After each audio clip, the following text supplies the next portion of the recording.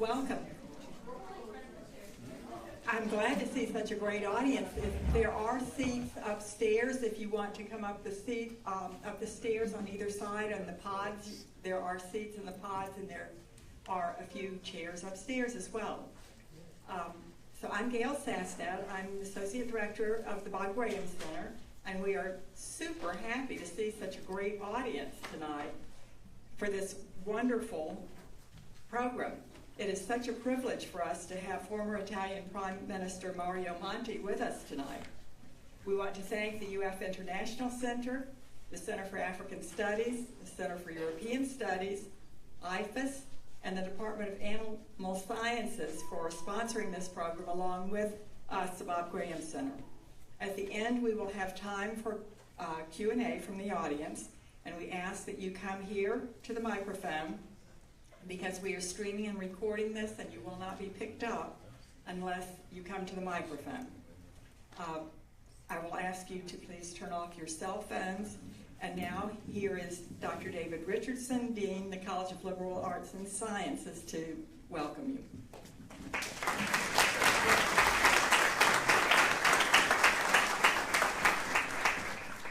Good evening. It's really is terrific to see all of you here this evening for this very exceptional opportunity to learn about the European Union and European affairs. I'd like to welcome our speaker, and on behalf of the president of the University of Florida, Ken Fox, who unfortunately could not be here, welcome all of you as well to this event this evening. I also send greetings from Leo Villalone, the Dean of the UF International Center, who could not be here this evening. Our speaker this evening, Dr. Monti, is a distinguished economist in his own right, but he's also had many important positions, which we will hear about in the upcoming introduction. He served as a European Commissioner, for example, from 1995 to 2004. And of course, he was the Prime Minister of Italy in the 2000s. You know, the College of Liberal Arts and Sciences has a long history of internationalization of our curriculum. We have many excellent programs, such as the Center for African Studies, Center for European Studies, the Jean Monnet Center for Excellence, and we are pleased that they are all co-sponsoring this program this evening. I'd also like to extend my thanks, while I have a chance, to the Bob Graham Center for arranging this event and the lovely Ocora. So thank you very much.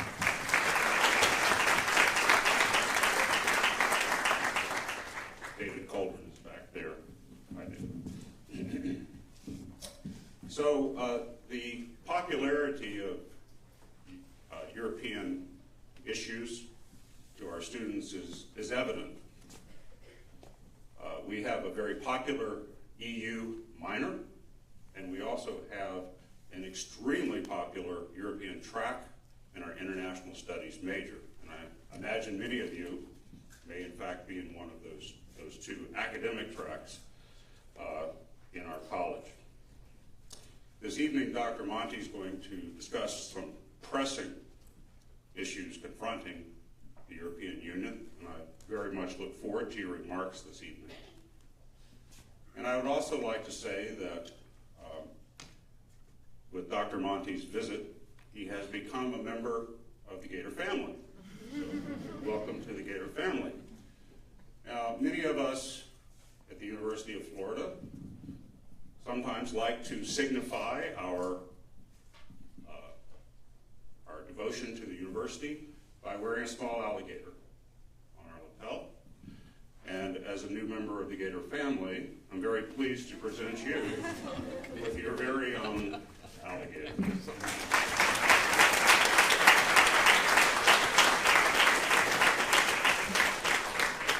I can only imagine that if he wears that back in Italy, there will be a lot of puzzled Italians asking what in the world that's about. Welcome to the University of Florida, Dr. Monti, and I would now like to introduce Ilaria, who will introduce our speaker.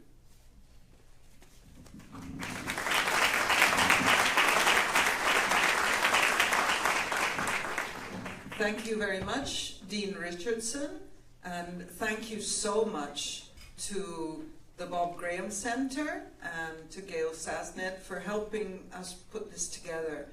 It is truly a great honor to be introducing you to Mario Monti. Mario Monti is a very, very important economist, and certainly not to me to be able to judge his work, as I am a veterinarian by training. So, but his career and his achievements speak for himself. He has been the dean and then the president, and is currently the president of Bocconi University, which is Italy's leading university and is actually one of Europe's leading universities. Mario Monti has served also as a European Commissioner for the internal market in a first term, and then in a second term he was Commissioner for Competition.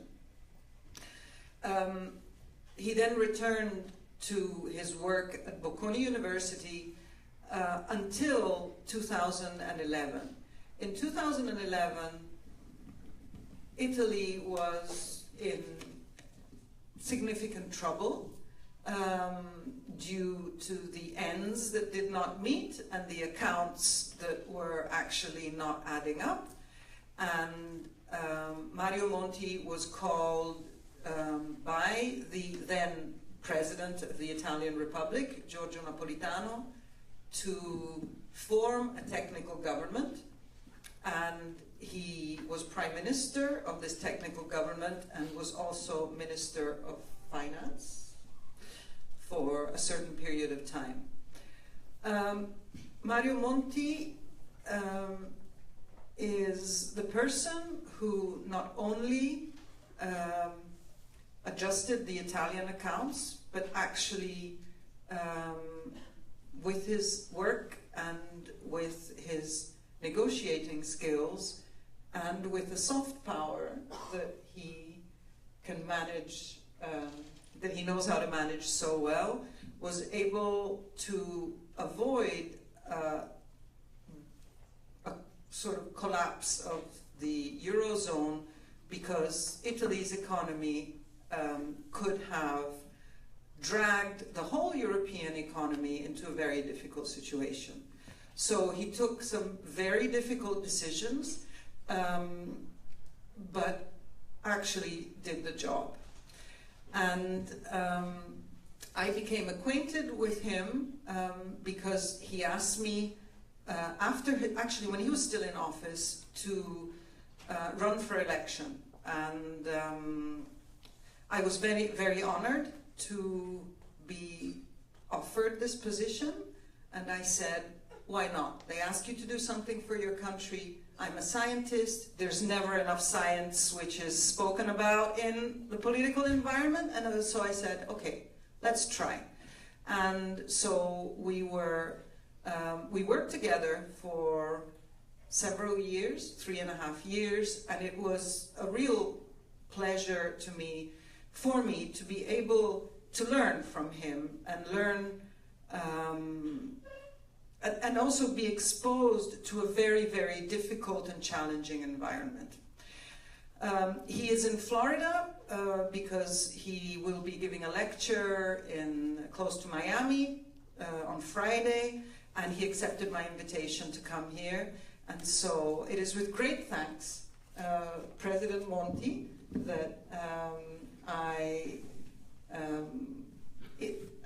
I invited you, and that I look forward to your outlook on Europe. Where is Europe going? Where does Europe stand? And maybe you could give us a few hints on what is expecting us. And I will now leave the floor to Amy Keppel, whom I have worked very closely with in the past couple of months in organizing this. She is the Director of European Studies. You know her much better than you know me, for some general remarks. And thank you so much for helping us, Amy. Thank you.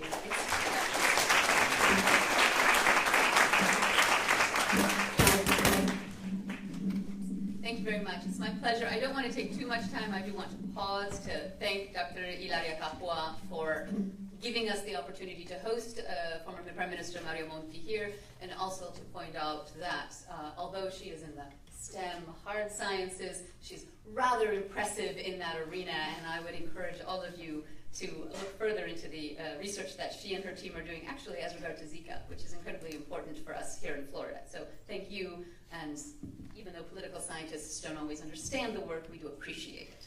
Okay? My task is somewhat terrifying in the sense that I get the opportunity to introduce to you the general situation in Europe in front of someone who obviously knows far more about everything Europe and European than I ever will. The general topic of the conversation today is the European Union in a changing landscape. And actually that topic or title could have been used at any point in Europe's history, but particularly at any point of the European Union's history. I always tell my students that you will never get bored studying the European Union, and I tell those who go on to teach the European Union, be ready to update your slides. Okay? The most entertaining thing for me is finding slides from the first time I was teaching politics and institutions of the EU, which was longer ago than I like to admit, but at least 3 treaties ago. So the EU is constantly a changing landscape. Sometimes those changes are optimistic and for the good, like the fall of the Soviet Union and enlargement towards the East. And unfortunately, sometimes those changes are more threatening and more concerning. And that's certainly an environment we're in today. But I think something that is very important to understand about the European Union is that it is the epitome of a phoenix from the flames. Your crisis is how Europe was born in the devastating aftermath of the Second World War. And crisis is how the EU has had its most successful passes forward and evolved in the most amazing and inspirational ways. And so I think sometimes we can look at the crises not just as concerning moments, but also as opportunities. And I am hopeful that despite the proliferation of crises that seem to be growing in Europe over the last 5 years, I believe, and I believe that Monti also believes, that Europe will still find in these crises opportunities for growth and opportunities for further integration and an ever closer union, in the words of the treaties themselves. That said, my task during this conversation is to pose uncomfortable questions. And that is what I'm going to do.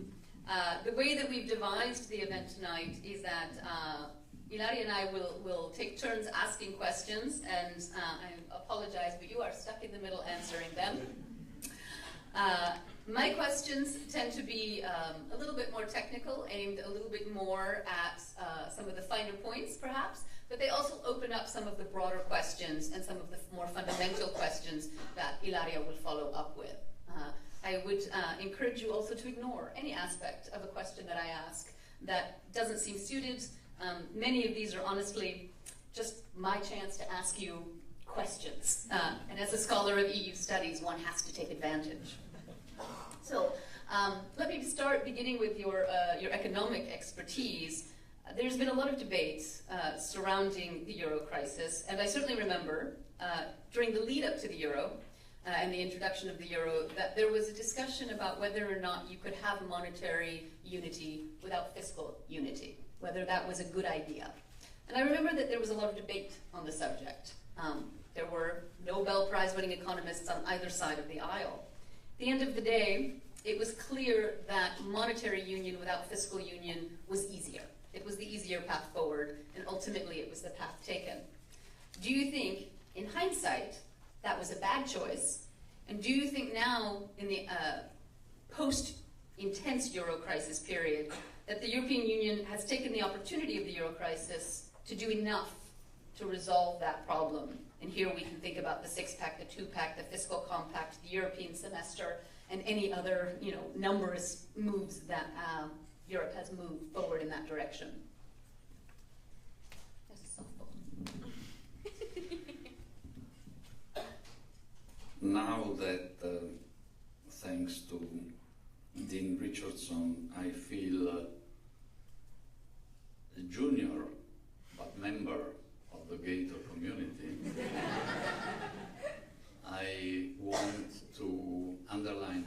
grateful I am for the invitation to be here with all of you this evening.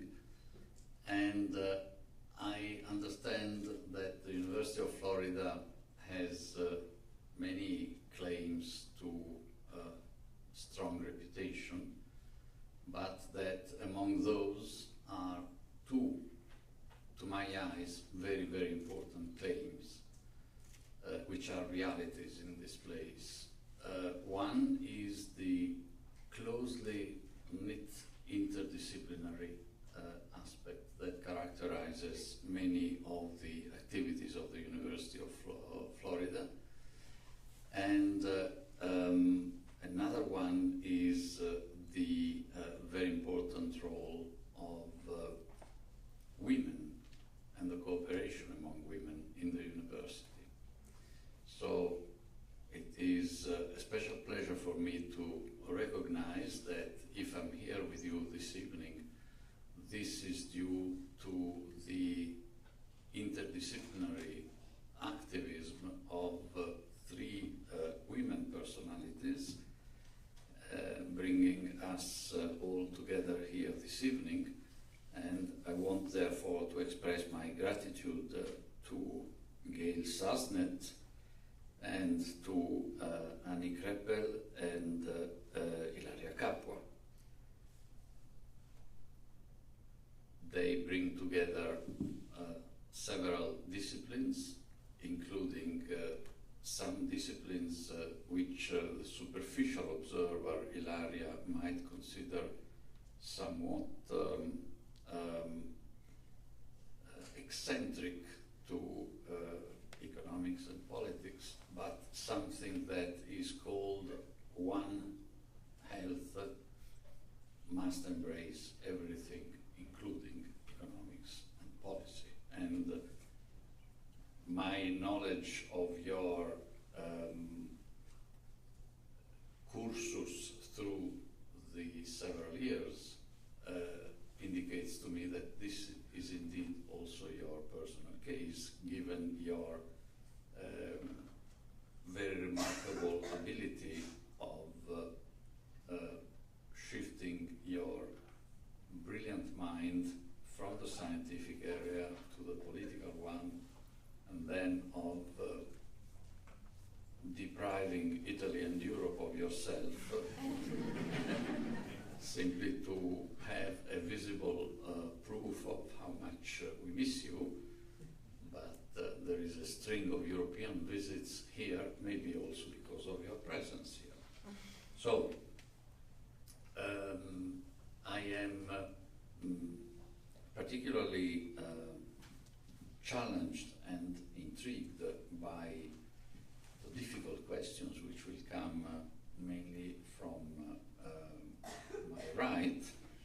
I don't expect those coming from my left, for that matter, to be any easier, but they might perhaps be a bit more extravagant, whereas if the director for the Center for European Studies asks questions of me, then I must know the answers. Although I got an ex ante indemnity if I do not want to answer parts of the questions. On the first question, I think you are touching on a very, very crucial problem. The question is really monetary union without fiscal union, and one could add without other aspects of economic policies put in common, could present serious problems. Yet it was what it was done, to start with the monetary union, leaving the rest, fiscal union, even political union, for years to come, when the decision about the single currency was taken. Was it wise or not to proceed like that? My answer is very pragmatic.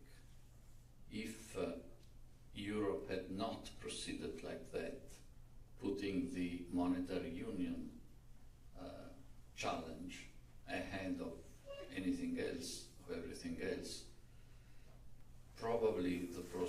never have started. I would add a political component.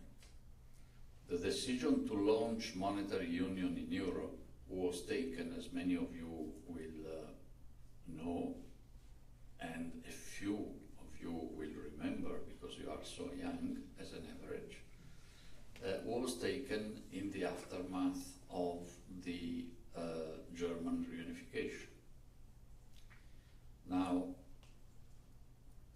it was a mixed blessing for the other Europeans to have a reunification of Germany, because of course we were all delighted to see the further completion of a peace process throughout Europe, bringing to the fall of the Berlin Wall and to German reunification.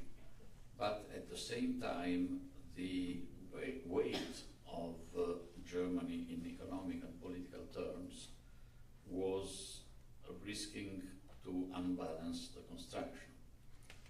To put it a bit more lightly, the former Italian Prime Minister Giulio Andreotti, who was Prime Minister during those years, said, "But we Italians love so much Germany that we would much prefer to have two Germans." And France in particular was a bit upset at the idea of having to deal with a much strengthened Germany, which in addition to becoming the largest country, most populous country, the most important economically country, would also continue to be the only European country with a strong currency, the Deutsche Mark. We should never forget that it was never the Germans who asked Europe to adopt a single currency. It was the French, the Italians, the others who would consider it more comfortable, more balanced, to take one aspect of German tradition, the strong currency, the Deutsche Mark, and to share that. In Germany, most of the people were against this move. They wanted to stick to their beloved Deutsche Mark, which was in fact the only symbol of strength and power that that country, Germany, Western Germany, was allowed to have after the defeat in the war. So they wanted to keep the Deutsche Mark, not to have the same currency that one day might be shared with not only the French, but with the Italians, the Spaniards, the Greek, etc. There was one great man in Germany who was an exception and who had sufficient leadership to see the whole project, Chancellor Helmut Kohl. But he was so much the exception, and I'm talking now to a political scientist, I should be a bit more careful maybe, but at least my recollection is that Helmut Kohl defended the project of having a single currency also in Germany so much, although he knew that the project was unpopular in Germany, that he was defeated by Gerhard Schröder, who at the time did not want Germany to share the currency with the others in the elections of 1998, I guess. So I have expanded a bit my recollection on this aspect because it was not simply that a number of economists and politicians one day in Europe started saying, why not create a single currency? It would be a great idea. Let's do it. But then others would have said rightly, but in order to make sure that that works perfectly, there should also be a fiscal union, a political union,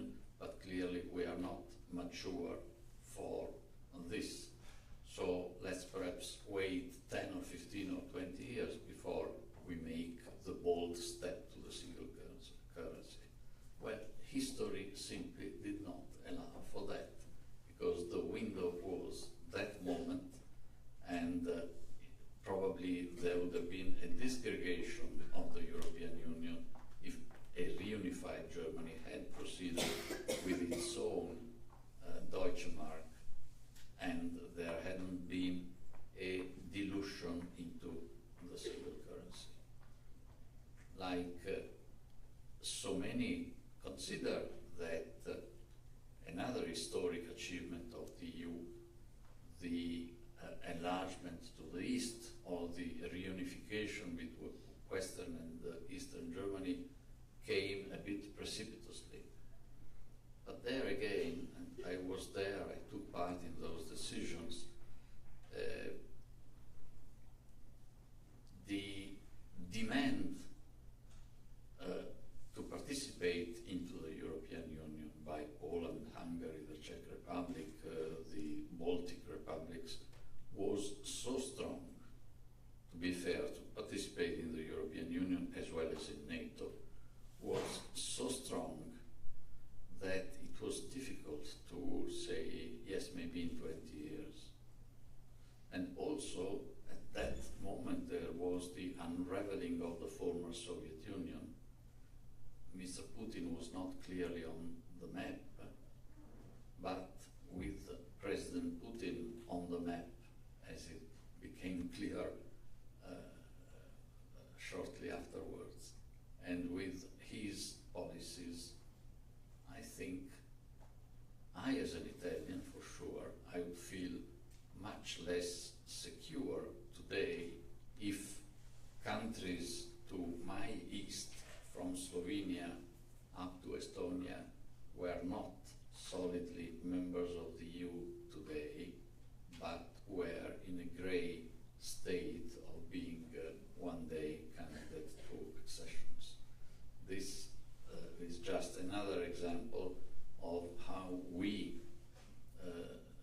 students, academics, professors, may have and should have a notion of optimality, optimal sequences of phenomena on paper, but then if these phenomena are so important, they have to reckon with history, and this explains sub-optimalities.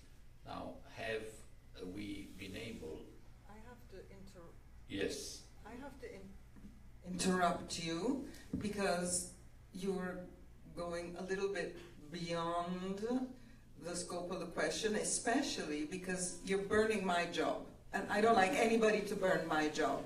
And my job is to ask the question for the scientists who are here to understand. Because scientists, they don't get certain things, and so the complexity of certain aspects, particularly linked to the political environment, to the historical environment, can be a little bit too much. So, Europe decided to adopt a single currency, right? So all the member states let go their own currency, and we opted into the euro. There's a lot of criticism around whether the euro operation was a success or was a failure. Tell us, was it a success or was it a failure? And how do you see this more moving forward with the populist movements that are strongly attacking the euro, and as part, as a symbol also of the union? Thank you for calling me to respect our time constraints, at least a bit, though you used scientific excuses. I'll try to answer very briefly, but of course not, because this is beyond my possibilities with the impressive communicational synthesis that you have in your arsenal. I simply explained for those being scientists in other walks of life why historically the single currency could not be born otherwise. But now, has it been a success or a failure? Yes, this is a legitimate question. Well, how does one measure whether a currency is strong or weak? Because we would all like, in principle, to have a strong currency. Well, the strength of a currency can be measured in terms of price relative to other currencies and in terms of purchasing power, in terms of goods and services. Namely, is a currency devaluing, therefore becoming weaker relative to the other currencies? There, the answer is that definitely the euro, with some fluctuations in the meantime, but has been a strong currency because it started out with a ratio with the dollar which was about 81 cents exactly, and it's now at a remarkably different level. So much so that many in European industry would tell you that the euro has been too strong because they would find it a bit easier to export if the euro was a bit weaker. And also in terms of purchasing power, in terms of inflation, a strong currency is one which does not see huge increases in the prices for goods and services, and there too the inflation rate in Europe after the adoption of the euro has been also for other reasons remarkably low. So the euro therefore should convey an impression of strength, not only technically, but of being a successful creation of the Europeans. Yet it is exactly as you say, Ilaria, that it has also been surrounded by a number of weaknesses and fragilities. Which ones then, if the two key measures for the solidity and the strength of a currency give us the answer positive, strong? Well, because within the Eurozone a number of things have been happening, and within the Eurozone, that is the countries of the European Union which have decided to embark in this project of the single currency, there are now 19 of them. Within the Eurozone, several countries have had episodes of a serious crisis, particularly concerning their public sector debt, their treasury bonds and bills, but also the solidity of their banks. And it is in fact in one of those critical situations in 2011, as Ilaria recalled, that I was asked to take care of the Italian government.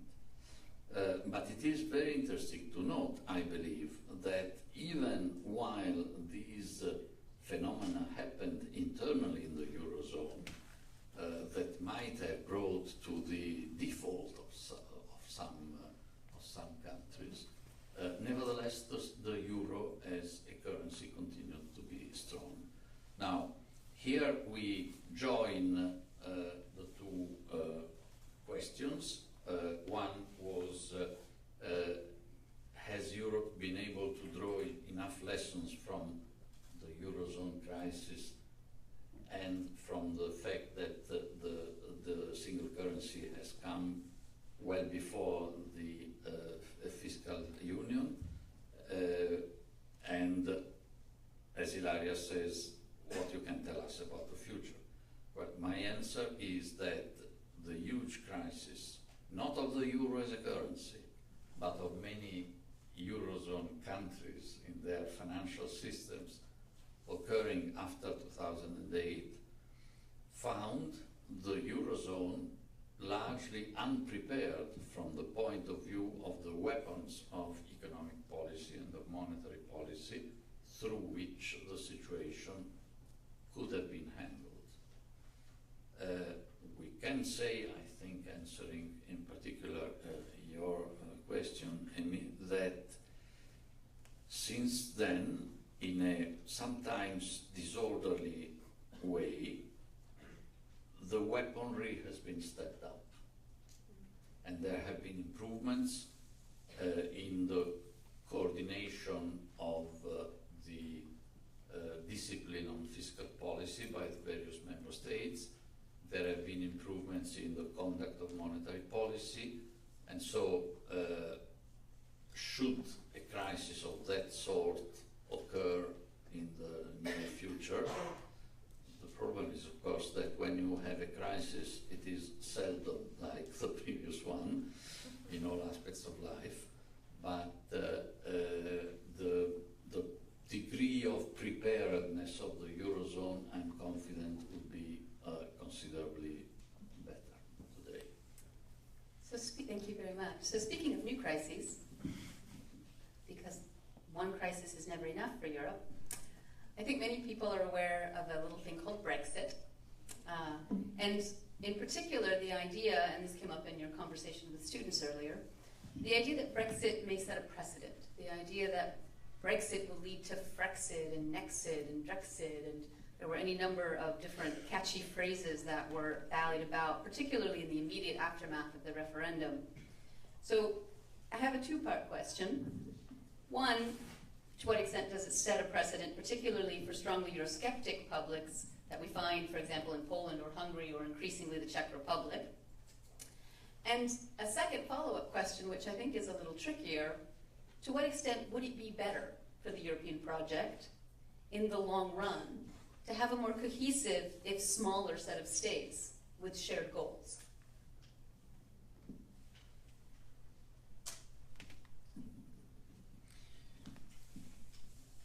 I consider Brexit to be very negative for the UK, but also for the European Union.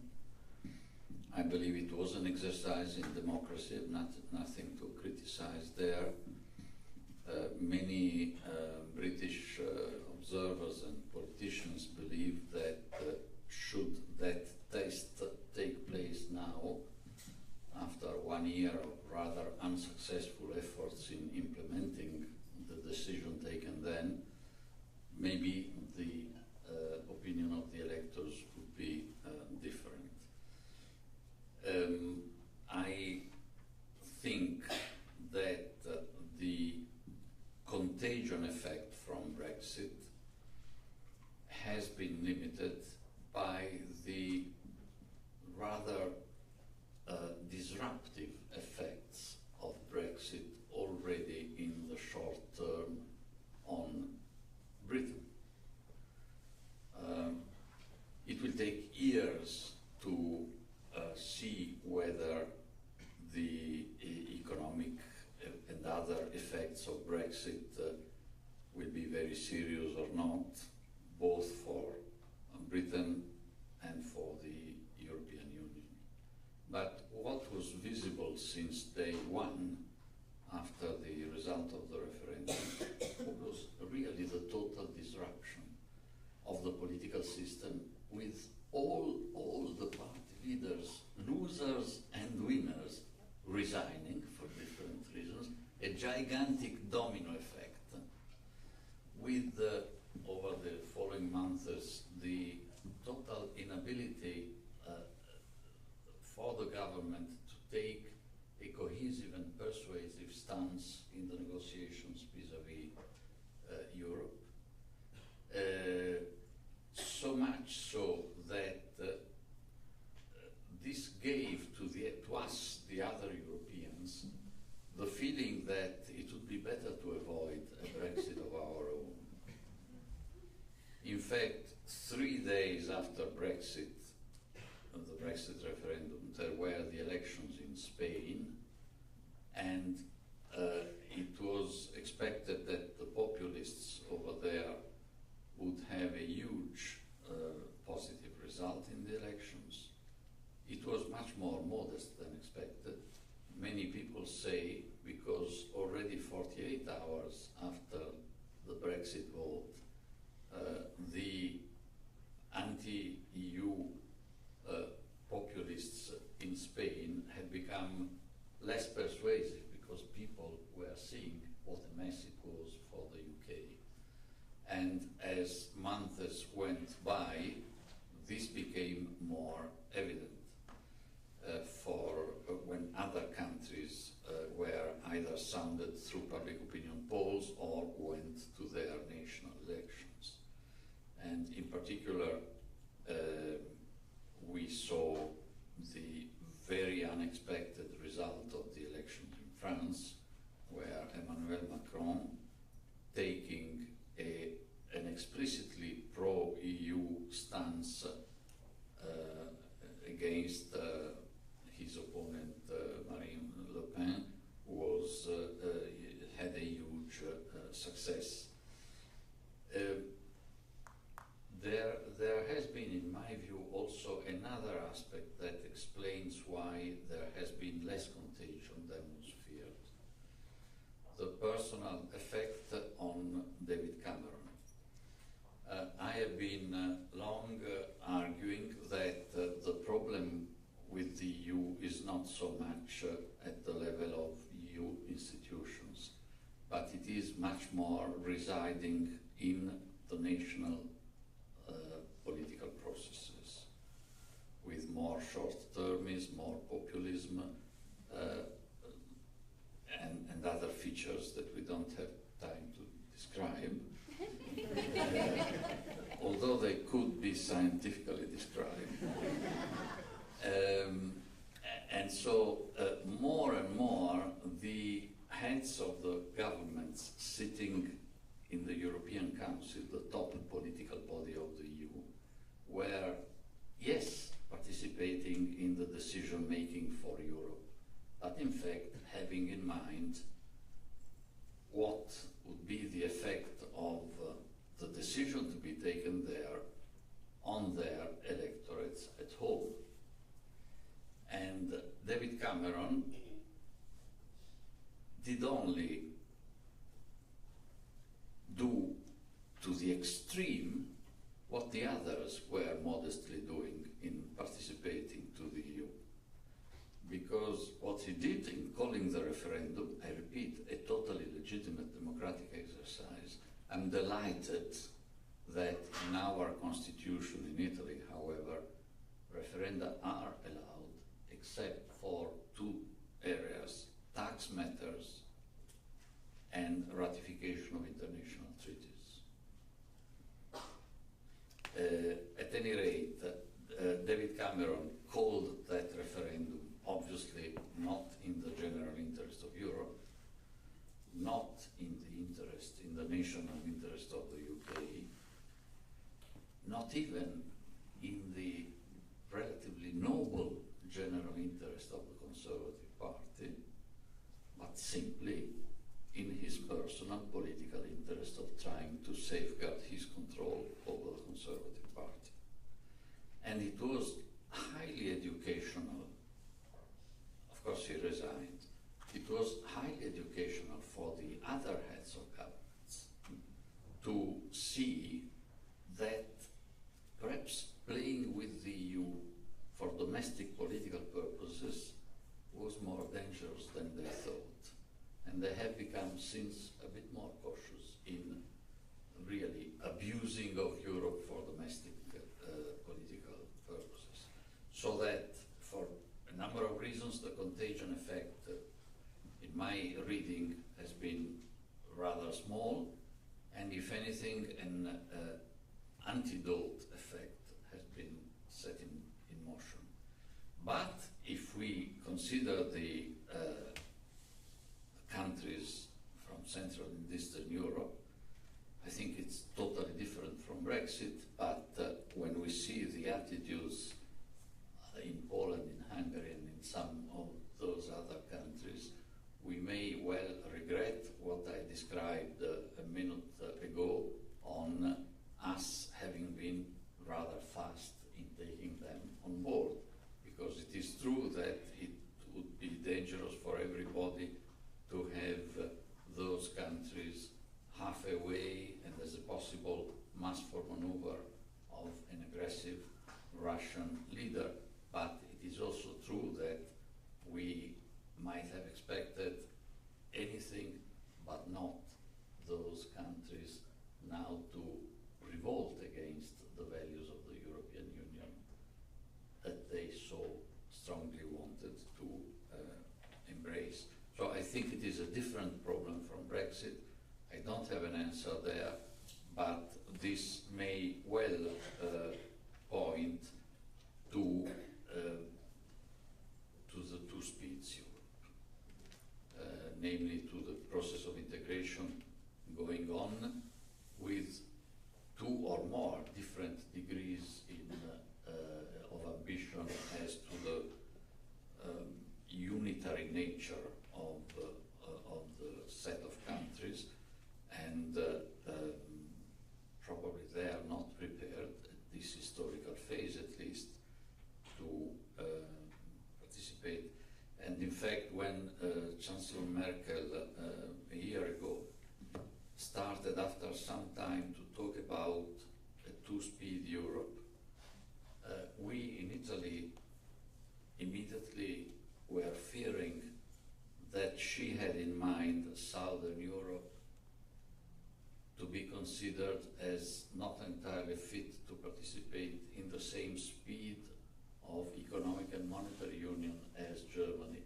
But I believe that she aired this concept of two-speed Europe in reality in order to set the ground for all of us at the core of Europe not being blocked by more and more recalcitrant former communist countries. Thank you for the short answer. And so for the sake of time, I'm actually going to ask you two questions in one. So, because like in health and like One Health, we are all part of the same system, I would like to throw into the equation the American perspective, because we are in the United States, there is a new administration, and the new administration is very different from the previous administration. So the questions I have for you are, first of all, how do you view the Trump administration in its relationship with the EU? Is the Trump administration pushing or facilitating EU disgregation, or is it actually balancing what is happening in Europe? And the second question I have is, do you really think that the European Union, because of all the separatist movements, could actually, and the populism of course, could actually disintegrate? And we don't have a lot of time. I think we have to pack up by 7, is that right? Maybe we have a few minutes because we're Italian and so we get the extra flexibility. So if you could answer these two questions in one word. Please. And maybe you could give me your microphone, because this one... No, I'll give it back to you. It depends on the person, not on the microphone. No, but this one has a... Oh, this accelerates the talk, yes.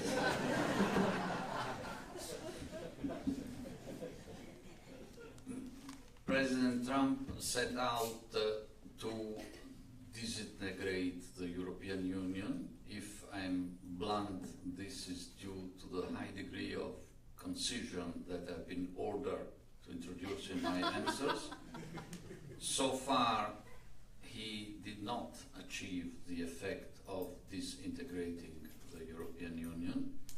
If anything, the fact of working in a context where the US, for the first time since 70 years, does not appear so friendly, I wouldn't say to individual European countries, but to the process of their integration, has brought EU countries more closely together.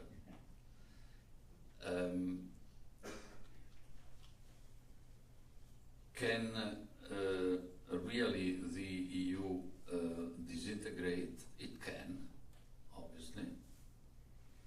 I believe that the counter forces at play each time that there is a movement towards disintegration, and I think you said something very important at the very beginning this afternoon, namely the European Union is familiar with crisis. It was set up in response to a small crisis, World War II.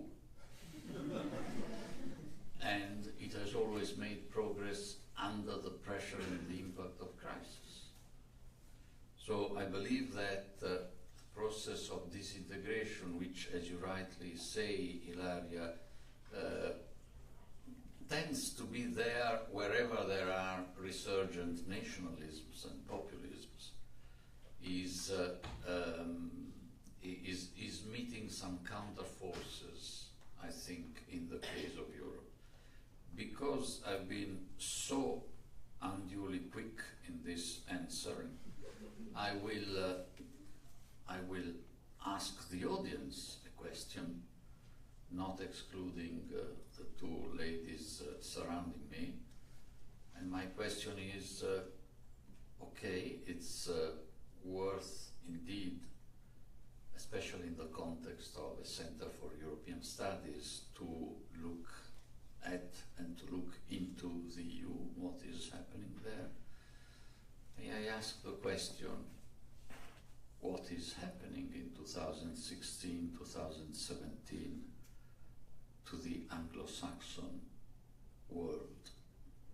I find this extremely fascinating.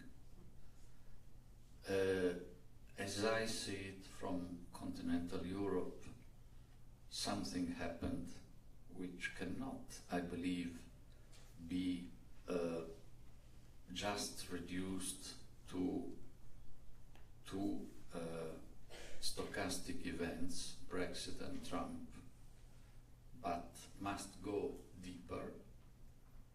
I tell you, as an Italian, as a European, I've worked all my life to give a tiny contribution for my country and the EU to become a bit more similar to the UK and the US in one respect only. The great continuity that I always found in these two key components of the Anglo-Saxon world, the UK and the US, between human thinking and political decision making.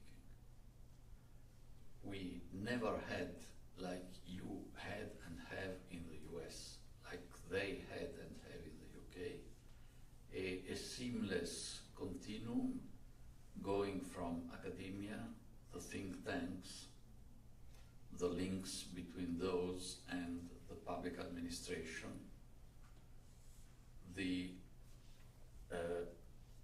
political process being deeply informed by the public administration, and of course the top political decision makers to benefit from this huge process, enhancing the rationality and the pragmatism at the same time of public decision making. I've been working in all the segments of this line, convinced that we had in Italy, in Europe and more particularly in Italy, much to learn from these two key experiences of the Anglo-Saxon countries. What has happened to these parts of the world?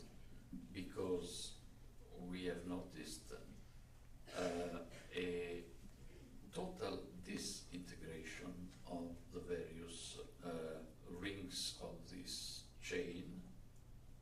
It seems to me in both of these countries, I am vexed by the question in my mind whether President Trump so far has not, in this respect, I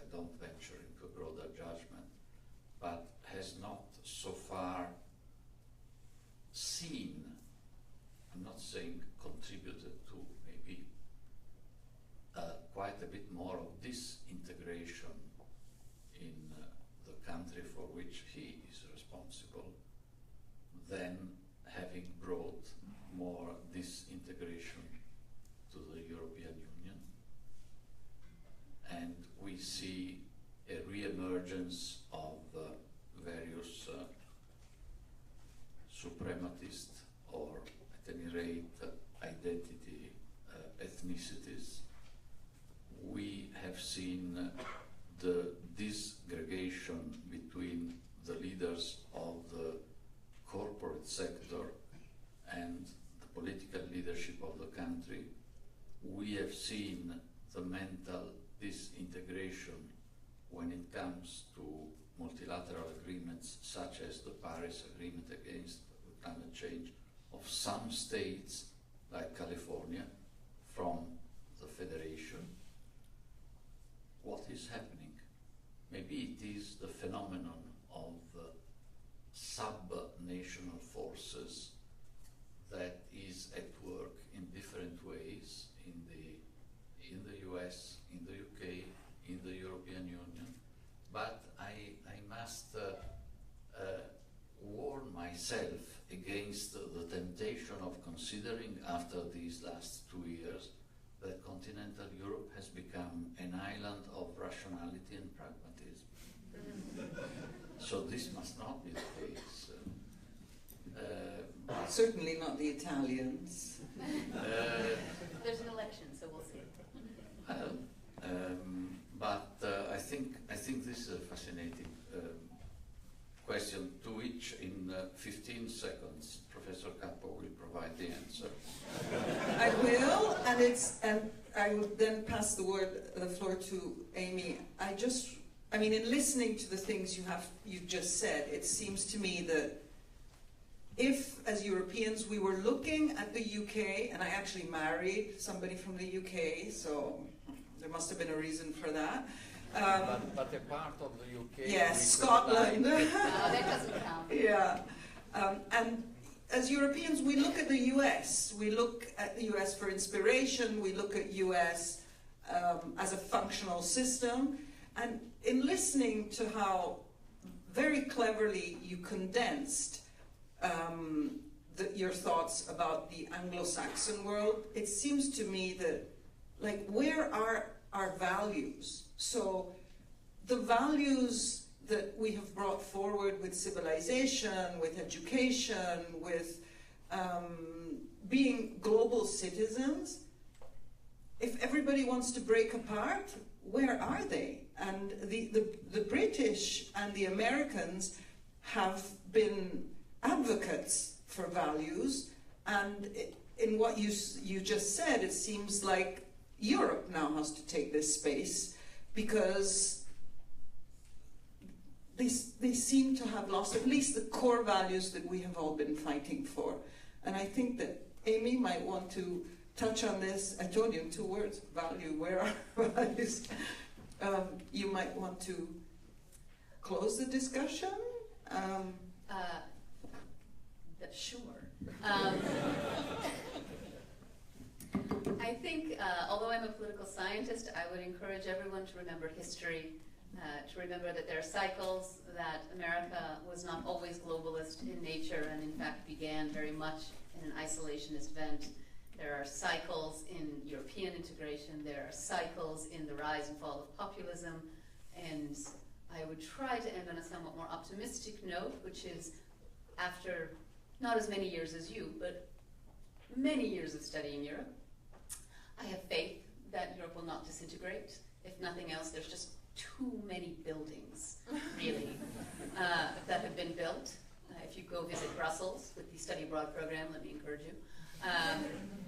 But I also think that the US will also move back towards a more open and welcoming environment. We have had cycles, we survive our cycles. It's incumbent on all of the students here to be informed, whatever their political leanings, and to work towards that openness towards others. So with that, I will end. I don't know if there's any time for questions. I'll look to my grand people. We'll do informal questions after the program if people want to come and talk to Dr. Monti and each of you individually. We'll handle it that way. Thank you very much. And, thank you very much.